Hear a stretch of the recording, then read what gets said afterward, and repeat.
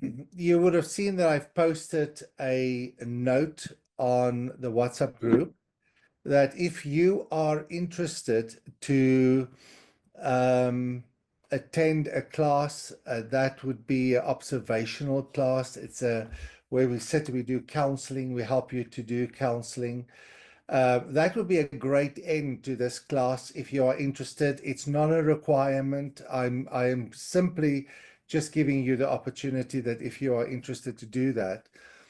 We've given the dates there. It will be at Linwood Baptist Church in the second week of November. If you want to attend and practice your biblical counseling skills, you are more than welcome to attend and register for that. So, before we come to tonight's class, let us pray. And then I just want to ask some questions about what we've learned last week. Can you guys hear me clearly? Is it because I've got one of these now? I feel very professional. So if you can't hear me, please let me know so I can send it back. Okay. Well, let's come to the Lord. Father, we thank you for your word. It's the end of the day. We have work today. We have confronted many things. Many things have confronted us. And we realize more and more, Lord, that we can't do anything without you. We can't do anything. And so you also said you can't do anything without me. We thank you for the relationship that you've established and initiated, that you want us to rely upon you, and that you are most glorified when we rely upon you. So please bless us tonight, Lord, as we look at communication and how to raise kids, these major counseling issues that we will be confronted with in our own personal life and also in the lives of others. Pray for the students that you will give them strength. Help us to be interactive and help us, Lord, to respond to your word in obedience. We pray this in Jesus' name. Amen. I just want to know before we begin tonight, what did you learn last week about communication? Where does bad communication come from?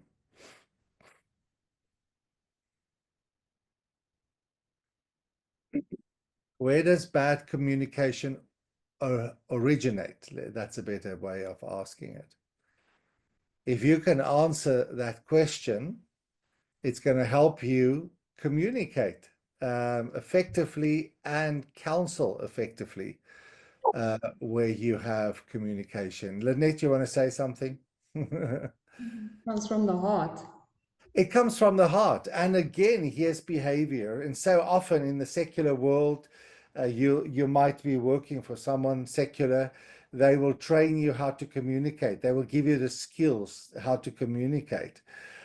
You can have those skills and still be a bad communicator. You can still be a sinful communicator. And so we have to understand that when we counsel in the area of speech, that we need to address the heart. Who of you want to explain what are the components of the heart? What are the components of the heart? If we're going to explore the heart, where are we going to go? What areas are we going to ask questions about? Because this is essential for counseling. Anyone? We're going to ask questions. Sorry. Good. Questions about the thoughts and emotions, and then the gedrag. Behavior. That we're going to ask questions around. Good. So you've mentioned thoughts, you've mentioned emotions, and you mentioned behavior. Are there other components as well? And thank you very much. That's good. Are there any other components of the inner man that comes in there that are essential for the counselor to investigate? Anyone?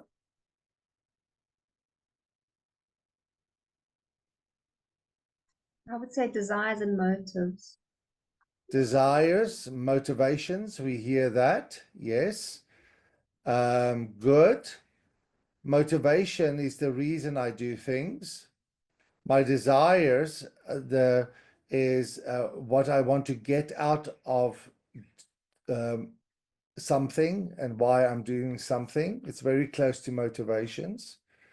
Anything else in the heart that we will want to explore?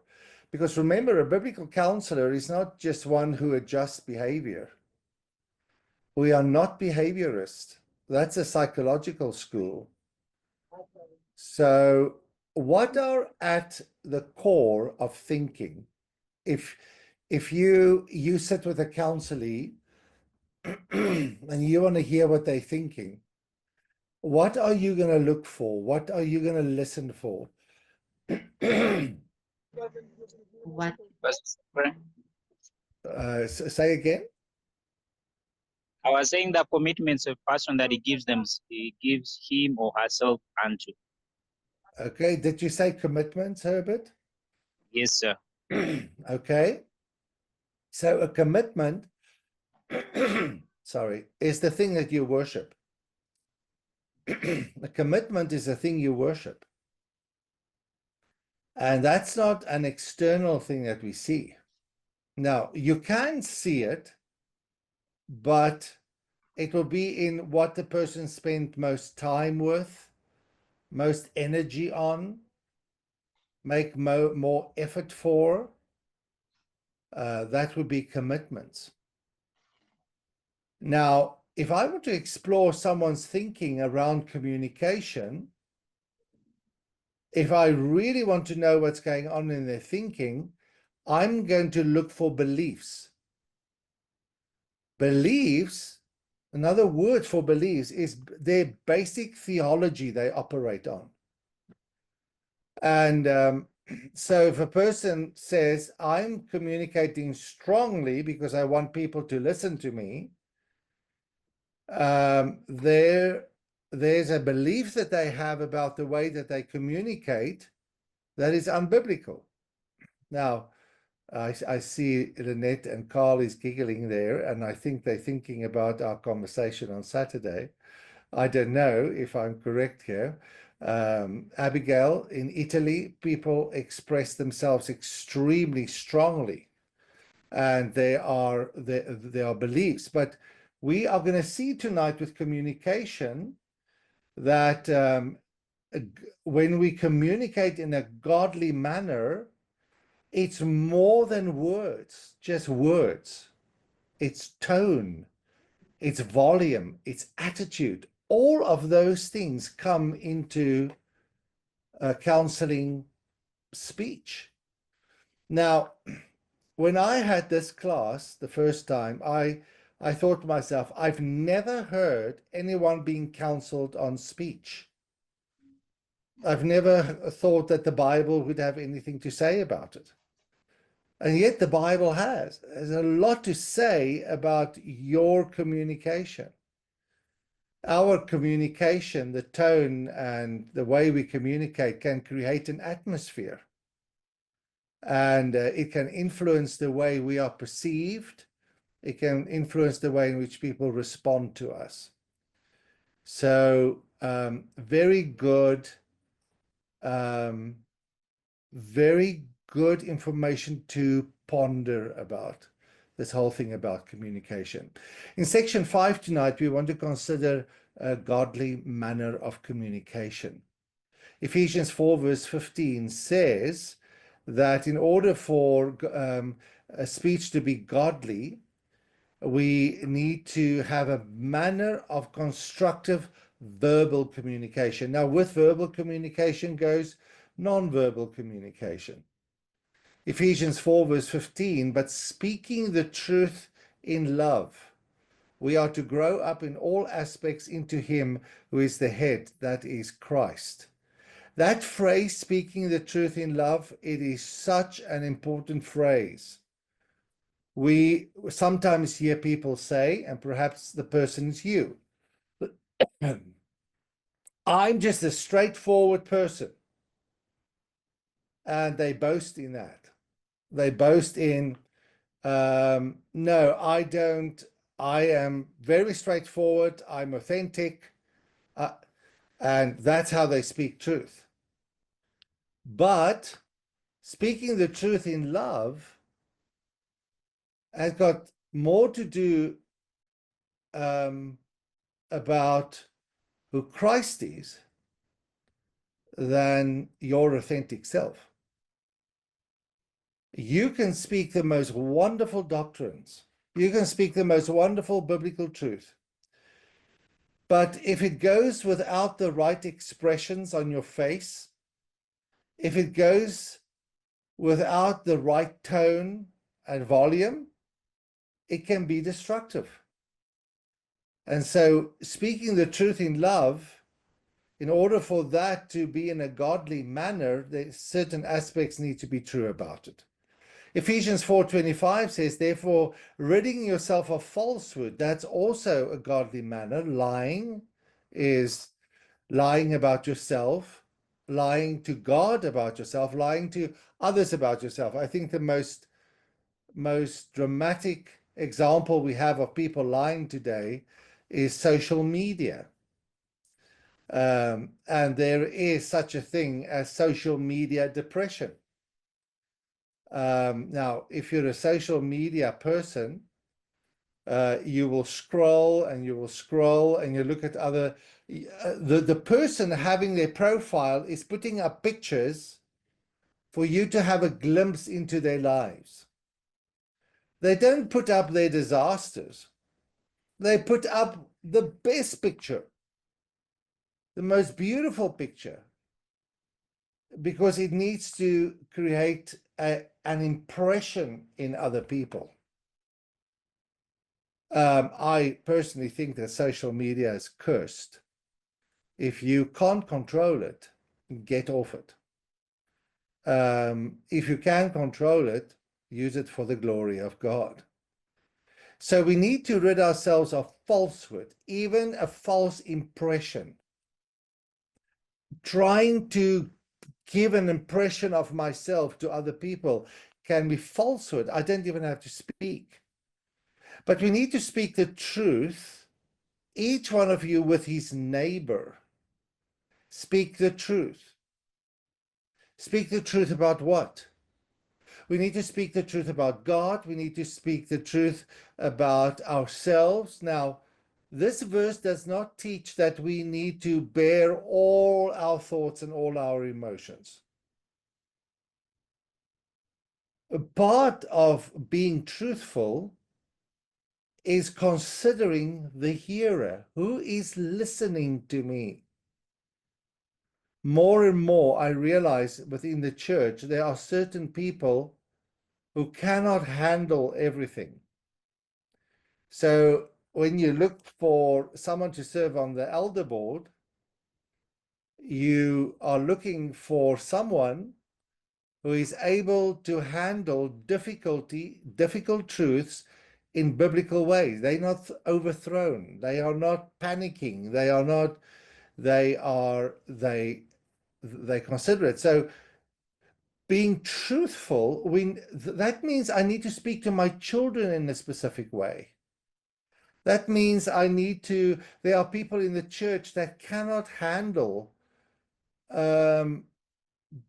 information about people who have fallen into sin. And even that, we need to be careful. But we speak the truth because we are part of one another. Imagine my hand and my eyes start lying to each other. There will be total confusion.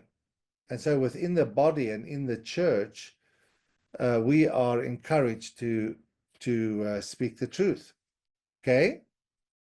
These are great truths. So being a speech in a godly manner, these passages instruct that communication that is pleasing to God, first of all, must be done with love. This means that we speak truth while loving God and loving people. I need to ask myself before I speak to people, can this person handle this information? And as pastors, we sometimes need to ask ourselves that question. There are some people who can't handle certain questions. So even the way in which I'm going to ask the question, I need to consider the person. But it also means that I need to speak the truth in a godly or in a loving manner. Constructive speech is loving. It's characterized by patience. You can hear impatient speech. You can hear unkind speech. You can hear humble speech. You can hear selfish speech. So ask your family members to point out these categories of your speech. That's an interesting test. Ask your spouse. So Ephesians 4:31 to 32, which is, we've looked at that throughout this passage, says that speech must be characterized by freedom from bitterness. You can hear bitterness. You can hear when someone wants to punish other people. Just watch CNN or just watch Fox News. If you American now with the elections, you hear malice, you hear slander, you hear unkindness, lack of tenderness, and lack of compassion. So let me ask you a question. Just think about it for a second or two. What is the communication manner in your house? What atmosphere is created? When you speak to your spouse, ask them, what are the major characteristic of my speech? Ephesians 4:26, this means that we will avoid the use of unwholesome words. We will use kind words that edify and minister grace. Okay. Colossians 4:6 says speech should be consistently gracious, courteous, friendly in a manner, as well as content. So be known by your speech. Just listen to that phrase, be known by your speech. Means that the content and the manner with which you speak is going to become a characteristic of you. Proverbs 15 verse 1 says speaks about speech characterized by gentleness, being non-inflammatory and tender in its manner as well as its content.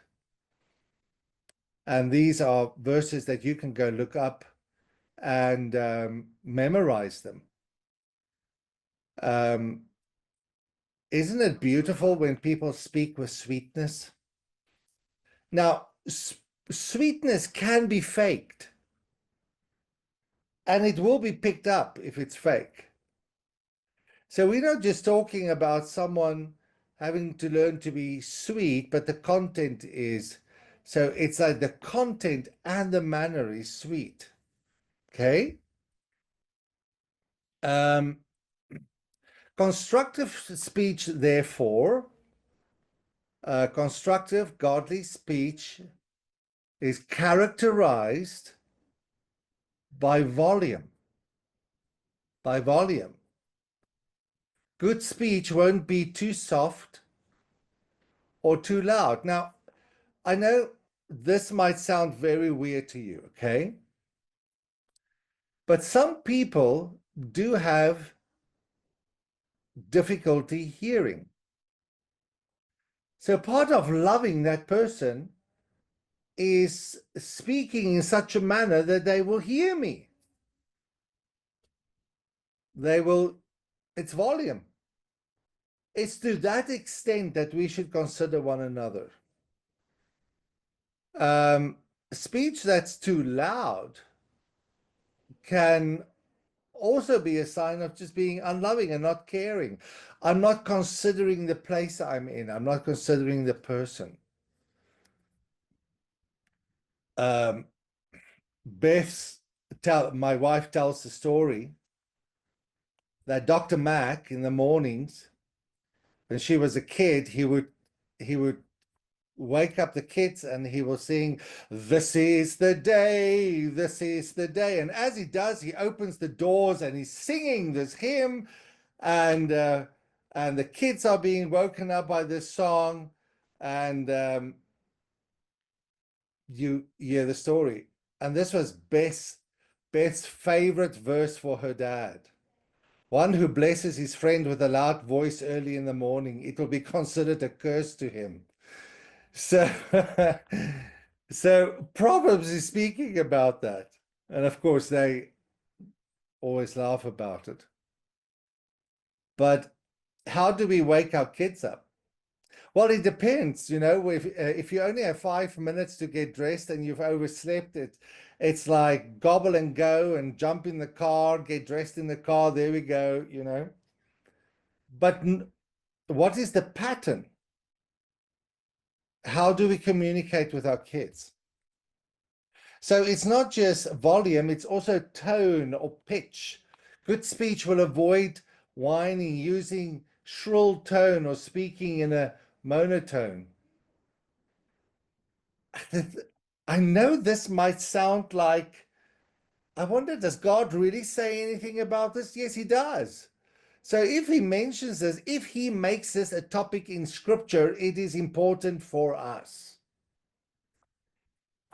Proverbs 16:21, the wise in heart will be called will be called understanding, and sweetness of speech increases persuasiveness. If you speak clearly, openly, in a straightforward manner, people are going to appreciate that more. Proverbs 27 verse 9, oil and perfume makes the heart glad, and a person's advice is sweet to his friend. Let me ask you, the content of your speech with your best friend, what does it sound like? Is it whining? Is it grumbling? Is it complaining? How are you with the moms at school? What do you talk about? Do you complain about the government? Do you complain every day about the cost of living? Do you complain with your sister about your spouse? Well, you are going to become known as a grumbler and as a complainer. And that content is equal to sinful tone and sinful pitch. What about the quality of your speech? We know what an unpleasant tone looks like, and sometimes a person just takes it on because it could be, listen carefully to what I'm saying, a person that speaks with not a very good quality speech. It's not very pleasant, it's harsh, it's straightforward. They want to convince people, they want people to listen to them.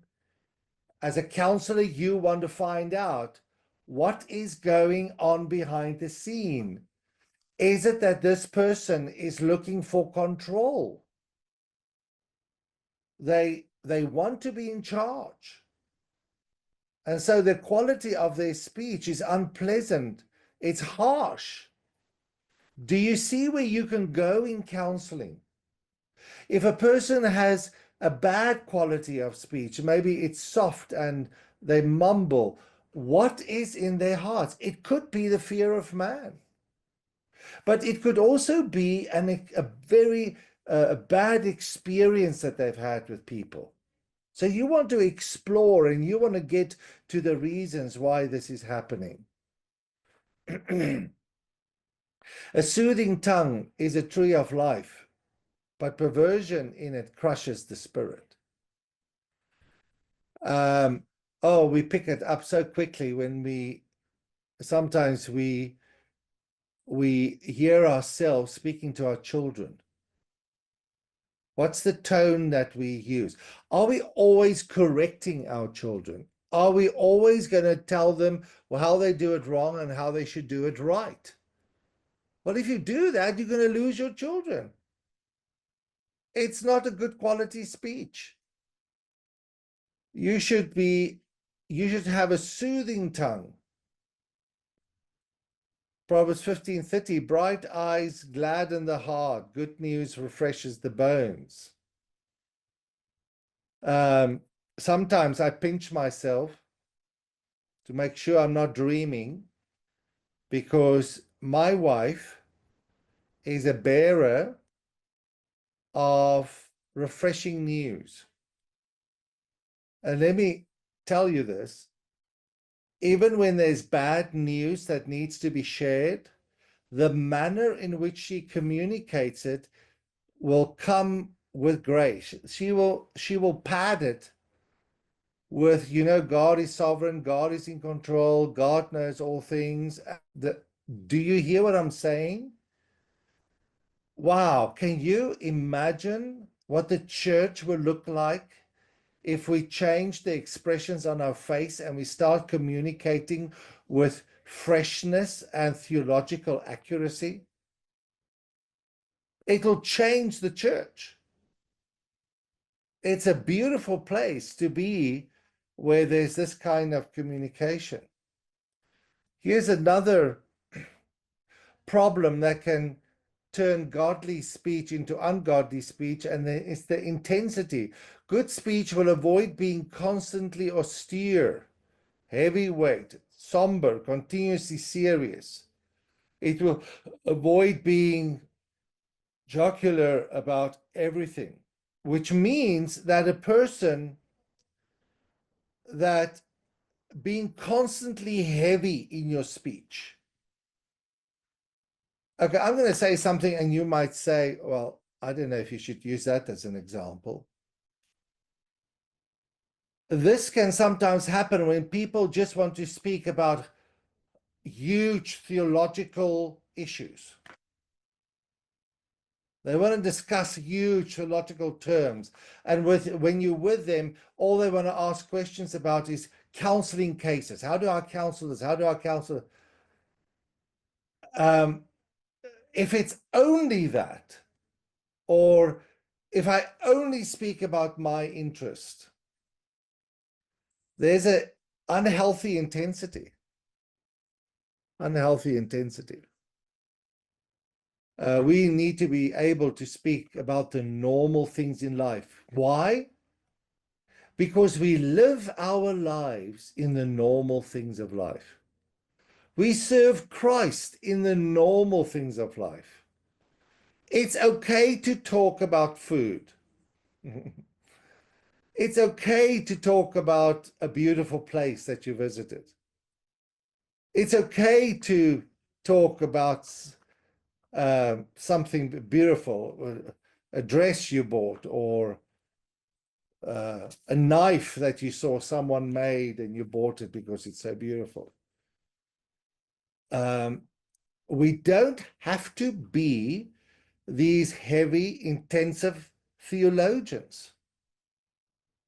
I'm saying that because we are theologians, whatever we are talking about.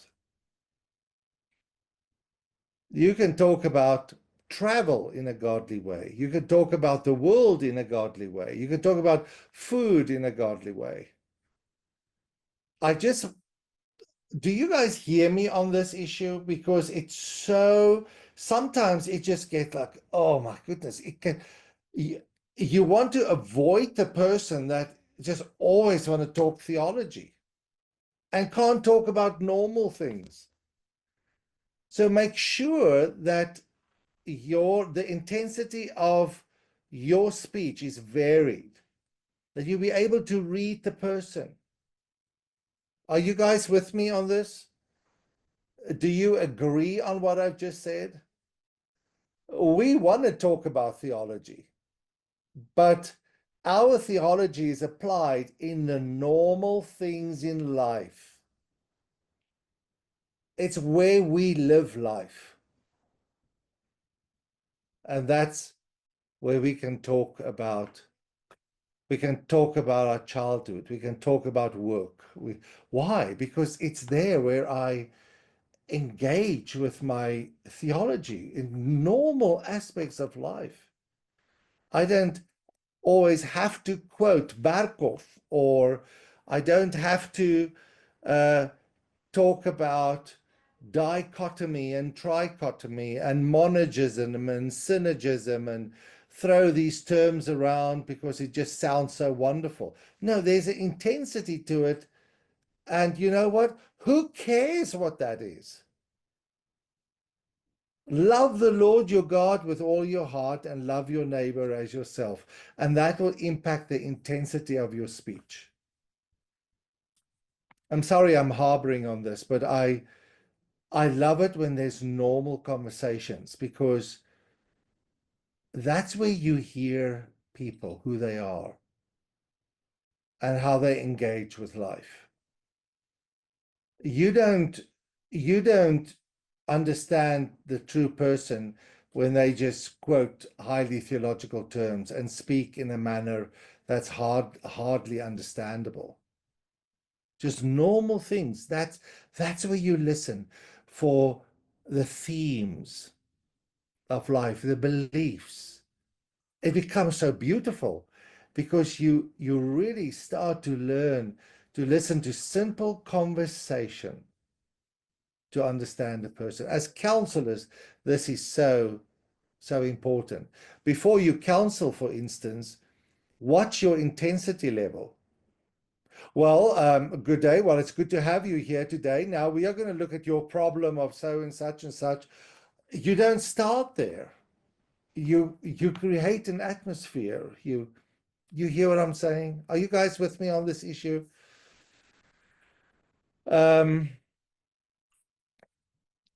It's important for us to do that. Also, the rate. For speech to be good, one must avoid speaking too fast or too slow.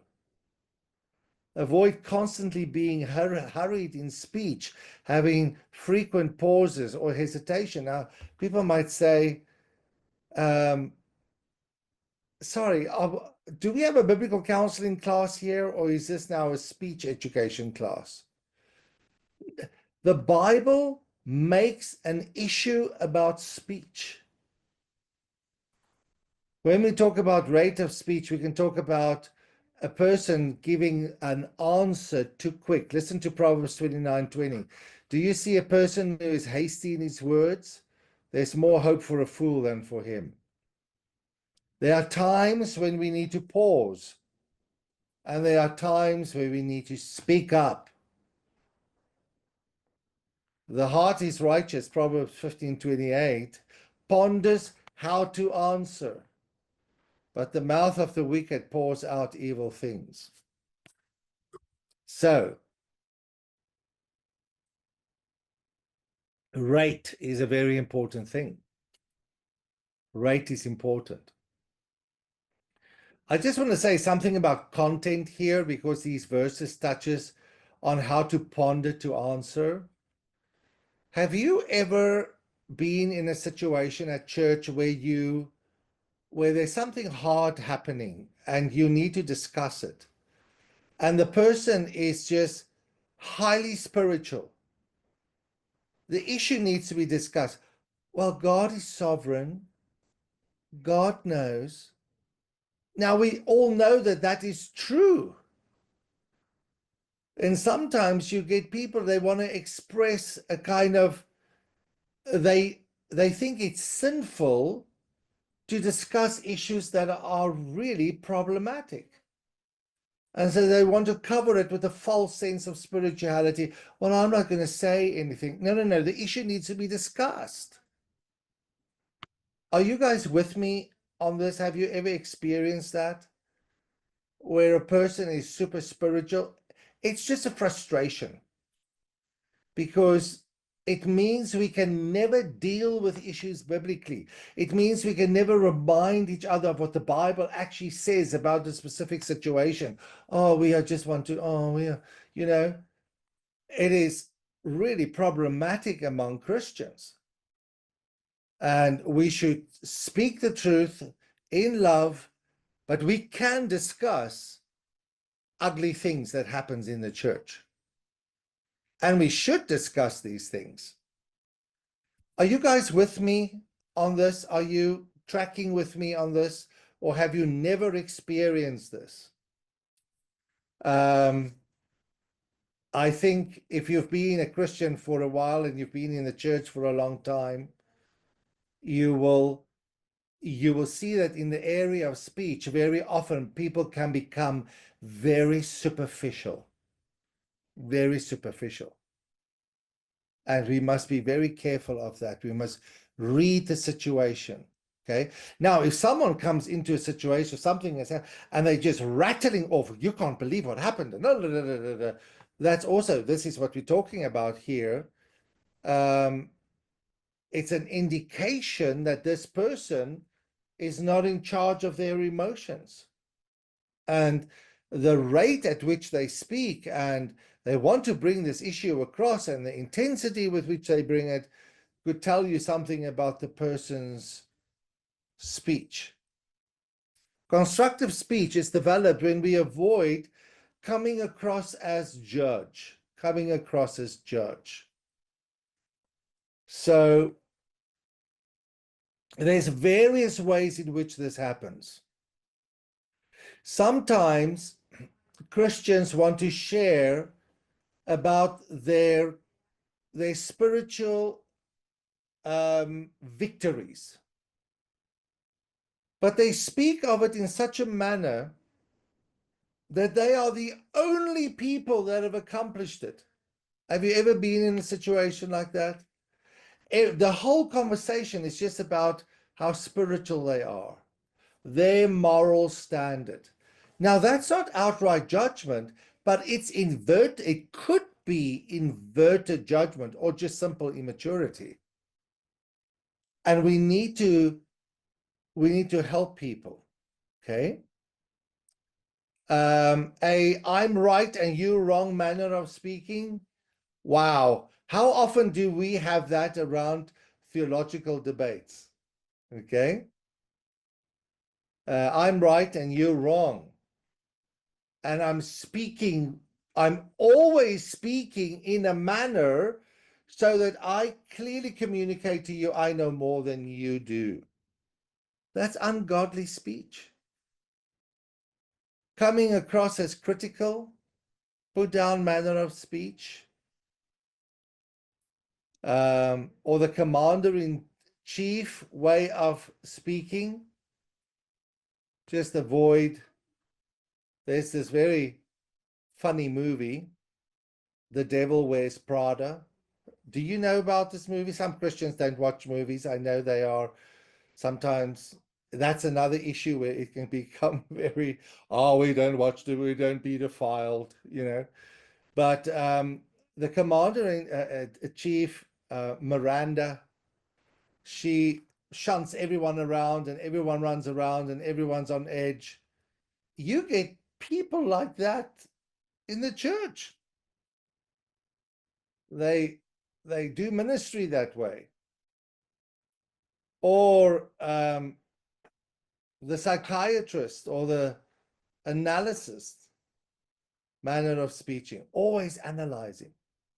So you say something, and then they will say, so what does this say about you? Do I understand that you are struggling? Always want to counsel you. That's not good. Now, I'm a counselor. You want to be a counselor. You must be very careful not to have a counseling relationship with people. We were newlyweds,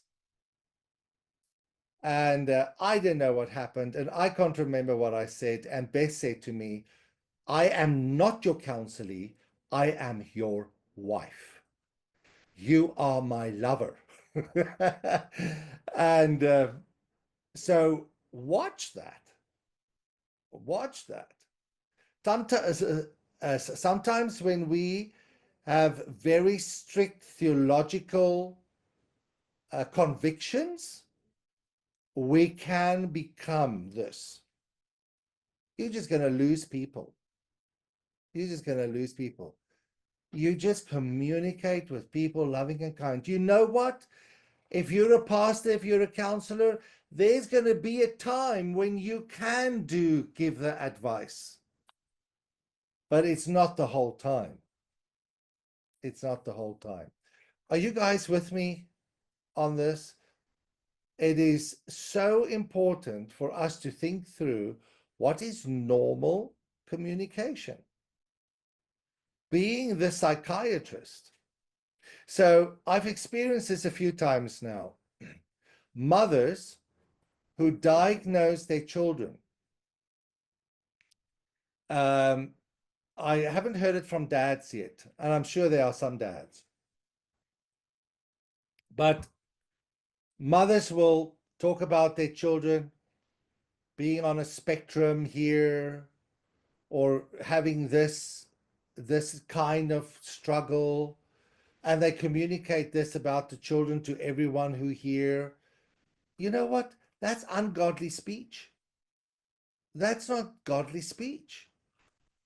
Analyzing your children, that's not good according to secular ideas, and then to communicate it to the world, that's not godly. You might say, well, what can we communicate? Well, first of all, our categories must be biblical, but you know what? You don't communicate that to everyone. I can remember just shortly after Beth had Carol Marie, she was depressed. And I spoke to a counselor about it. And this person said, well, she's just sinning. She should get a hold of her emotions. Did I go back to that person for counseling? No. Because it is a real physical issue. It is a reality. Yes, sin can creep in, and but just being analytical, black, white, not reading, we don't want to go there. We're talking about godly speech. The person that's continuously negative, just always negative. Perhaps at church, someone would come weekly, week after week. Hey, how are you doing? You ask them, hey, how are you doing? Oh, I'm so tired. Oh, this week. It's just all they can talk about. That's something that needs counseling. They're continuously argumentative, or the person that opposes and that's contentious. There's always, you always feel you're walking on eggs, soft, unboiled eggs. This person was looking for an argument in everything, or perhaps you are that person. You want to be, you don't want to be that. Again, this is very prominent within circles where we have strong theological beliefs. You are not like us. You are not like me. Therefore, I'm going to oppose you so that you can hear how I talk, and it's all over the show, so that I really confuse you, so that you can be convinced of how really smart I am. You hear the emphasis on I am at the end? Coming across as nothing ever suits or is good enough manner of speaking. The person that's constantly dissatisfied. How are you going to counsel this person? This person probably struggles with covetousness. They're not happy with what they have. They need to be complaining about everything. Do you see there are various heart motivations that can drive these sins? That I'm better than you, I'm the only one who has anything worthwhile or important manner of speech, just listen to me. You sometimes get it when people have studied at some theological seminary of high reputation. We've got it all together, and you don't have it together. that is ungodly speech. It's not godly. And so we want to look out for that. Then there's the hysterical. Hey, we in the church here, we're just thinking of all of these characters. Think about the hysterical person, overly expressive way of speaking. Everything is drama. Everything is living on knife edge. It's expressed. It is not godly speech. And then you get the person that's not excited about anything. They're too scared to smile because they're too scared their face will crack and fall off. Okay? They are so intense, everyone is absolutely petrified of them. They walk around miles around them. I don't really want your input. I'm the only one that that knows everything, and I'm not excited about anything. And sometimes you get people that are just, I'm just talking about what Scripture explains, they just blah. They bland. They like pasta cooked without salt. They like, I can't think of another example, okay? But just bland, and they think I don't have to do anything because they're now what could be behind that is that they have such a high view of themselves that they don't think they need to express themselves in a better way. Just think of this. God has made us to express ourselves, to communicate well, and to be effective in our communication. So where are we going to encounter this? Probably in marriage counseling. The wife would say, my husband never talk. And then you talk to the husband and he says, it's just my personality.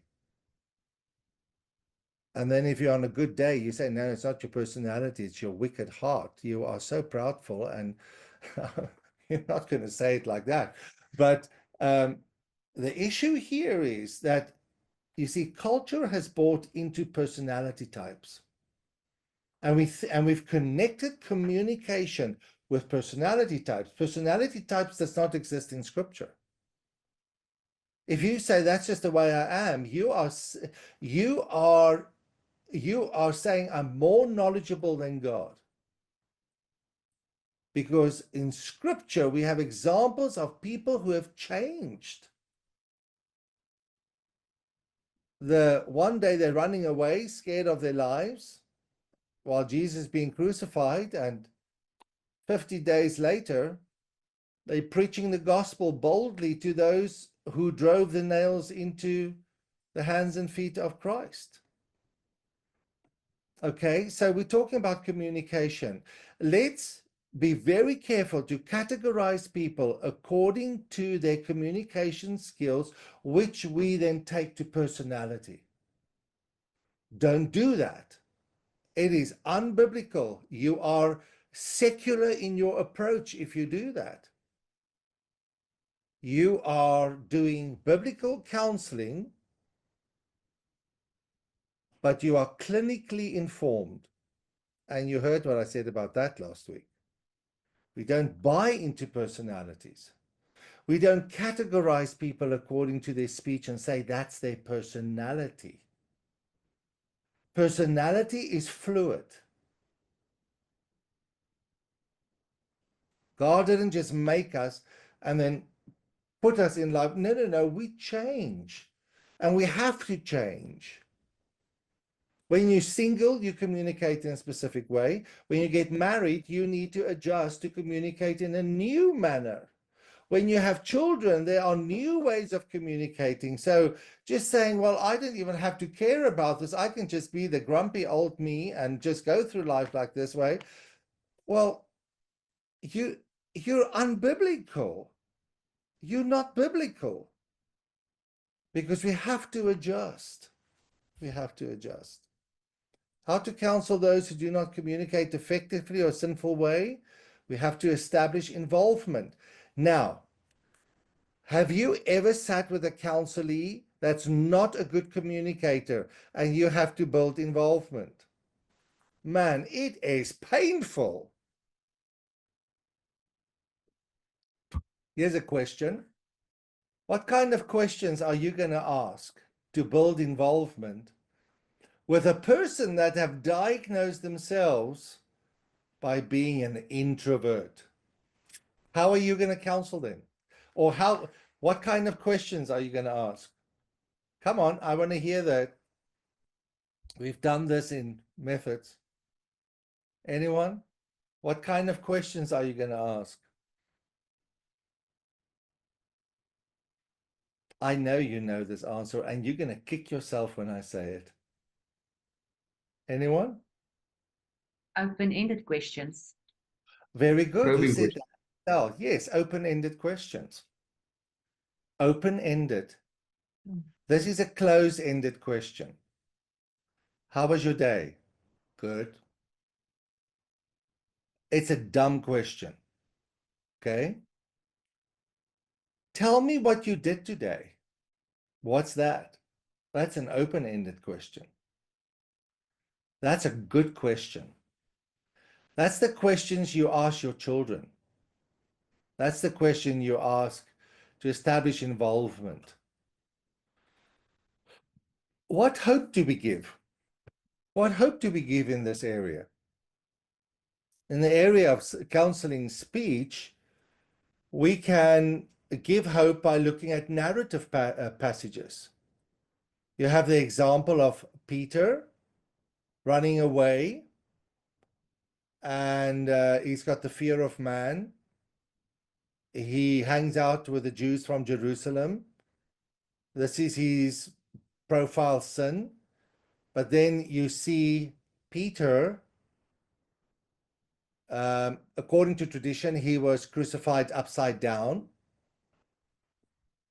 bold, preaching the gospel at the temple, writing 1st and 2nd Peter on how to suffer biblically. You can use all of those passages. Peter can be that character to show how God comes and changes people. That's going to be the hope. Gathering information. Now, just thinking through what we've said, what kind of information are we going to gather? Who do you speak to like that? What tone do you use with that person? What tone do you use with that person? Why do you use that tone? When do you struggle most with this? So you want them to examine themselves, gathering information, asking questions in such a manner that they will think about how they speak.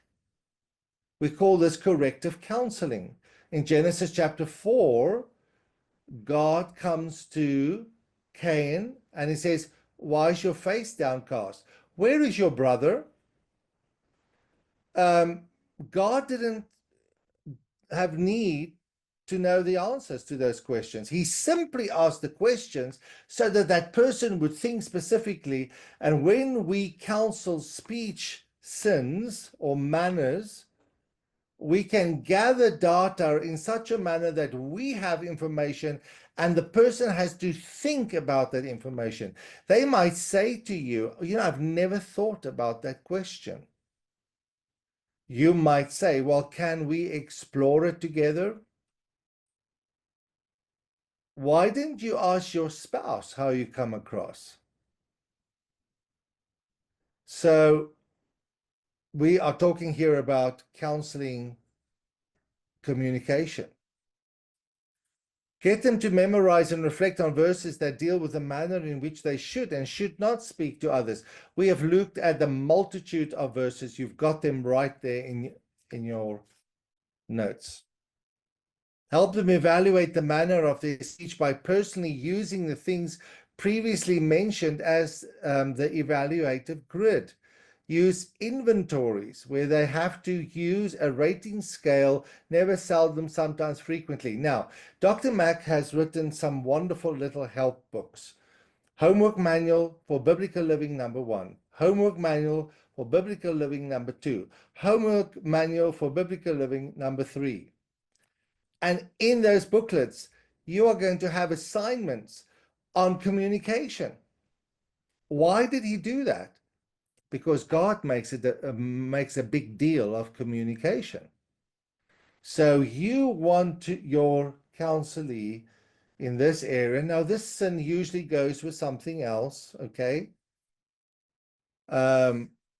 You want them to evaluate themselves. At the end of the day, have them do a brief review of the manner of their speech for that day. So you help them at the end of each day evaluate their speech. Okay. Make commitments on how I'm going to change with God's help. And they can make gigantic strides in improving their speech. Do we have questions, Marius? Not specifically. We only had one from Abby asking, is there such a thing as ever spiritualizing? I think you did answer that though. But Abby, maybe are you if happy with that point. answer? Yeah, I think that kind of came up as a topic when I was getting counseling from a Christian counselor, not necessarily a biblical counselor. She was just sharing that like our generation over spiritualizes everything, which I can agree in some sorts, but I also believe like it's okay to see God in every circumstance or situation. You know, I think it's when you use it as an excuse to not get to the like core of your heart or your intentions or your motivations or whatever, that's when it becomes, you know, a dangerous way of covering something. I agree 100% with you. So there is a difference there. Mm-hmm. So I want, hopefully, after a sermon, people are going to stand in the foyer discussing the sermon. Not every Sunday, perhaps, but when they drive home, when they have lunch, let's ponder upon this and think about, you know, I've been thinking about this and I've been that's not over spiritualizing, that is working out our salvation with fear and trembling. I was speaking to someone recently who was going through a very hard time, a family member extremely sick, and the person just said, you know, God is sovereign, and that was it. It's as if God does not allow us to experience pain and to express it. It's like that is unbiblical. There's something wrong with that. Also, here's an example. This is very rife here in South Africa. They never give their pastor a compliment. Thank you for the word. It confronted me. They say, it's going to make him proud. That's just dumb. And we should. Now, I'm not telling my congregation people here, there's many from many churches here. I want you to think how you can encourage your pastor. Tell him what the word means for you. Tell him how it was effective to you. Because if you don't, even not speaking can be ungodly. In Reformed circles, sometimes it's some people's aim to keep the pastor poor and humble and on his knees. And so we are going to give him as little as possible. We want him to bleed a bit every week so that he's just humble. it's ungodly speech. It's ungodly speech. Okay. So Abby, I agree with you on that, that there are different places where these things happen, and we should be able to develop those insights.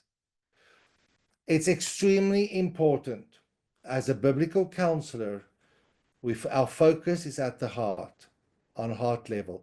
God is going to judge that counselee according to their hearts. We are only instruments in the Redeemer's hands to help them think, help them see what they believe, help them see what they desire and what other desires they need to put on and what they're committed to. Have them do the above by remembering and reminding themselves of God-given resources the Christian have. What are the God-given resources that we have? We have one another. The very people that we communicate with. There are 59 one another's in Scripture. We have one another. We have the church. We have the Scriptures. Study in church effective communication in the men's Bible study. Do those things. That people talk about it. And when we raise these topics and people start talking about it, they start thinking about it. Okay? Right. Any questions?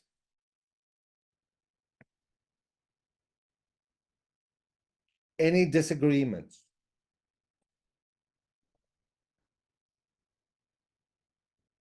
Any, I'm really not happy.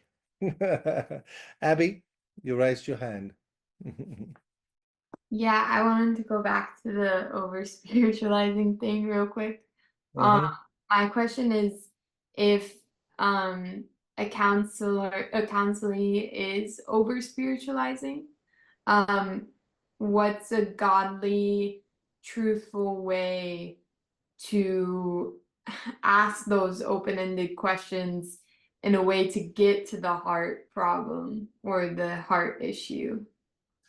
That's a very good question. It's when people are highly spiritual, it's usually things that other people are frightened to ask questions about. So they will throw out something, a spiritual thing, and you can ask them, so how do you do this practically? So what you're doing is you just destroy the atmosphere in which that highfalutin theology hangs. So you ask them questions. So someone might say, well, I simply just don't do that. You know, I keep away from those things. And they might say that in a highly spiritualized way. And you can say, so how do you manage to accomplish that? Can you give me the outline, the process of how you accomplish this? Obviously, you're not asking the question to trick them out. You are interested. You're asking them, can you explain this to me? So if someone would say, well, God is sovereign, you know, I've got this family member that, oh, God is sovereign. You can ask, can you explain the implications of that to me? And when you do that, you will find out whether they are just spiritualizing, using the right words, or whether they've actually thought through it. Does it make sense what I'm saying? Yeah, for sure. I feel like though, I'm having like a case kind of in my head of like, if I were to say that, it sounds kind of like rude.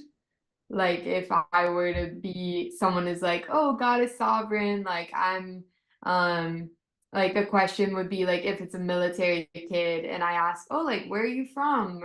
And they'll be like, oh, like I'm a citizen of heaven, you know, like kind of have been like, you know, that's what our generation does, because it either have like this lack of belonging or this lack of being from one place, you know, and then I go there and I'm like, so like, what are the implications of that? I feel like they would be like, kind of like, I don't want to talk to you anymore, just like from what I know. But I Yeah, do, but you just mm, need to ask more questions. I yeah, think that, well, you used a very interesting thing. I've actually heard it myself.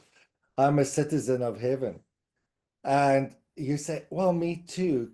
Let's talk about how we can be good for other people on earth or something. Just make it practical. Make it practical. Um, so, how do we live as uh, those who are born from heaven? How do they live on earth? That's a good question. Um, so, it obviously takes some thinking and planning. How can I make this practical? Your question was, how do I get to the heart then? You are then going to see whether their thoughts are well thought through, and you can ask questions about. So how do you think when the world really, when you're born from heaven, and the world is really in the mess that it is in now? How do you encourage? How do you speak to yourself? So it's just making it practical, just bringing it down. Living the Christian life is a practical thing. We don't live the Christian life 33,000 feet up in the air. And we've got to bring our theology down. It's good for Christians to ask these questions. How do we do it? How did you start doing this? How did you realize this? What are the things? How would you counsel me who struggles with this? You know, we don't have to be combative. We can really make that person think that we are really sincere in asking this question. I was pondering writing an article for ACBC this week. Something happened, and I said to Beth, the dangers of using biblical counseling skills to win arguments. The danger of using the things that we've learned to have the overhand over other people, to speak over them, how dangerous that is. We are not trained to win arguments. We are trained to help people biblically. That's a very important thing. But over spiritualization, it can really be a pain. It can be an issue. Catherine, you have your hand up.